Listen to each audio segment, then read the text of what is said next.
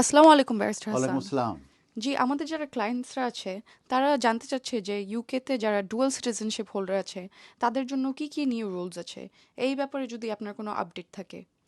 এ ব্যাপারে যে আপডেটটি আছে সেটা হচ্ছে যে ইউকে যে নিউ পাসপোর্ট রুলস যেটা অলরেডি ইন্ট্রোডিউস হয়ে গেছে 26 ফেব্রুয়ারি 2026-এ, সেটি মূলত করা হয়েছে ডুয়াল সিটিজেন যারা আছে এবং যে বর্ডার কন্ট্রোল এটা ডিজিটালাইজ করা হচ্ছে সেটার কারণে।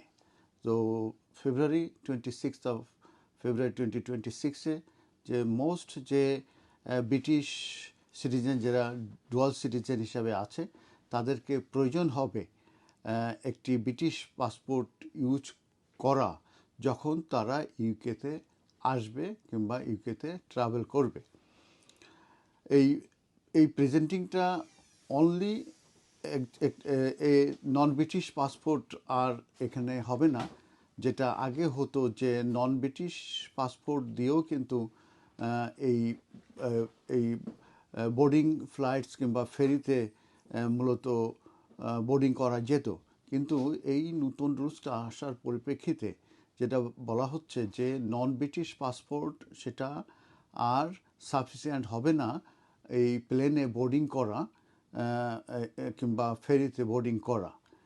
সেক্ষেত্রে সেটা একমাত্র সম্ভব হবে যেটা নন ব্রিটিশ পাসপোর্ট যদি হয়ে থাকে, সেক্ষেত্রে তাদের সঙ্গে একটি ক্যারি করতে হবে, তাদেরকে নন ব্রিটিশ পাসপোর্টের সঙ্গে একটি সার্টিফিকেট যেটা যেটা কনফার্ম করবে যে তাদের রাইট অফ অ্যাবোর্ট আছে। এখন আমি যে এই সার্টিফিকেট অফ এন্টাইটেলমেন্ট এটা কি সেটা সম্পর্কে আপনাদেরকে একটু আইডিয়া দিই। এই certificate of entitlement to right of abode হচ্ছে একটি অফিসিয়াল ডকুমেন্ট।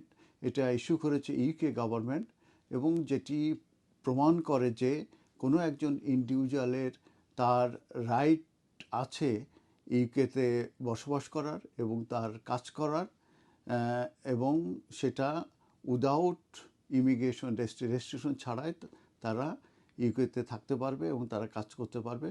সেটাই মূলত এই certificate of entitlement to the right of abode, এই অফিসিয়াল ডকুমেন্টটাই মূলত প্রমাণ করে। তো অ্যাজ অফ 2026-এর 26 ফেব্রুয়ারিতে এই যে সার্টিফিকেটটি এটা ডিজিটাল ফরম্যাটে মূলত ইস্যু করা হচ্ছে। আর এটার জন্যে অ্যাপ্লিকেশন করতে হয় এবং সে অ্যাপ্লিকেশনের ফিস হচ্ছে £589। তো এই certificate of entitlement to the right of abode এটা সম্পর্কে আমি আরেকটা ভিডিওতে ডিটেলস দেবো যে এটা কীভাবে ইস্যু হয়ে থাকে, কীভাবে এটা কাজ করে।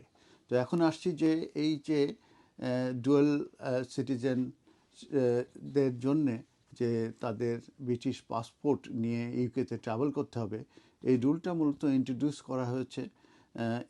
তার কারণ হচ্ছে যে ডুয়াল ন্যাশনাল যারা মূলত ইউকেতে আসতে চাইবে তাদেরকে এই যে নতুন যে ইলেকট্রনিক ট্রাভেল অথরাইজেশন সিস্টেম চালু হয়েছে এবং সেখানে যাতে কোনো রকমের কনফিউশন সৃষ্টি না হয় বর্ডারে, সে কারণে মূলত এই এই রুলটা চালু হয়েছে। আর আর লিগ্যাল টার্মে যেটা বলা হয়েছে সেটা হচ্ছে যে ফান্ডামেন্টালি কিন্তু কোনো চেঞ্জই হয় নাই। ব্রিটিশ সিটিজেন যারা আছে তাদের যে রাইট আছে এই ইউকেতে এন্টার করার জন্যে কিংবা এখানে বসবাস করার জন্যে, সেটা কিন্তু থাকছে, সেখানে কিন্তু কোনো রকমের চেঞ্জ হয় নাই। ইন কিন্তু ইন প্র্যাকটিস যেটা হয়েছে সেটা হচ্ছে যে আগে এই রাইটটা কিন্তু এখন মাস্ট ডেমনস্ট্রেট করতে হবে এবং এটা কিন্তু এখন শিফটেড হচ্ছে। আর এই শিফটটাই মূলত বলে দেবে যে সামথিং ইম্পর্টেন্ট, যে এই এই সিটিজেনশিপ এটা কিভাবে রিশেপ হবে ইন দ্য ডিজিটাল এজ।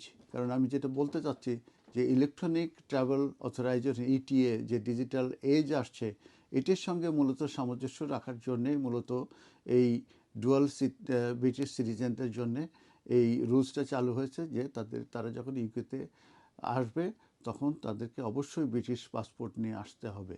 আর যদি ব্রিটিশ পাসপোর্ট তাদের না থাকে, যদি তাদের তাদের অন্য দেশের পাসপোর্ট থাকে, সেই পাসপোর্টের সঙ্গে কিন্তু তাদের একটি certificate of entitlement to the right of abode থাকতে হবে, যেটা আমি বলেছি যে একটি অফিসিয়াল ডকুমেন্ট যেটা ইউকে গভর্নমেন্ট ইস্যু করে থাকে এবং সেটা প্রুভ করে যে তাদের ইউকেতে থাকার রাইট আছে এবং কাজ করার রাইট আছে। এবং আরেকটা জিনিসও এখানে জানতে হবে যে এই ডুয়েল সিটিজেনশিপ কিন্তু অনেক বেশি বেড়ে গেছে এবং ইউকে কিন্তু এই ডুয়েল সিটিজেনশিপকে সবসময় ওয়েলকাম করে আসছে, যে কারণে যেহেতু এই ডিজিটালাইজ হচ্ছে এই এন্ট্রিটা, বিশেষ করে যে ইলেকট্রনিক ট্রাভেল অথরাইজেশন হচ্ছে, এইটাকে মূলত কমফোর্টেবল করার জন্যে কিংবা এই সিস্টেমের ভিতরে রাখার জন্যেই মূলত এই যে new passport rules for dual citizen সেটা ইন্ট্রোডিউস করা হয়েছে।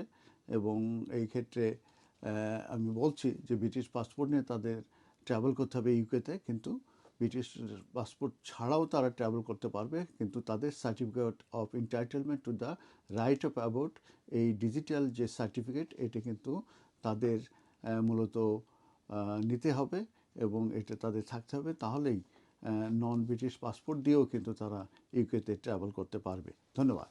ধন্যবাদ ব্যারিস্টার হাসান।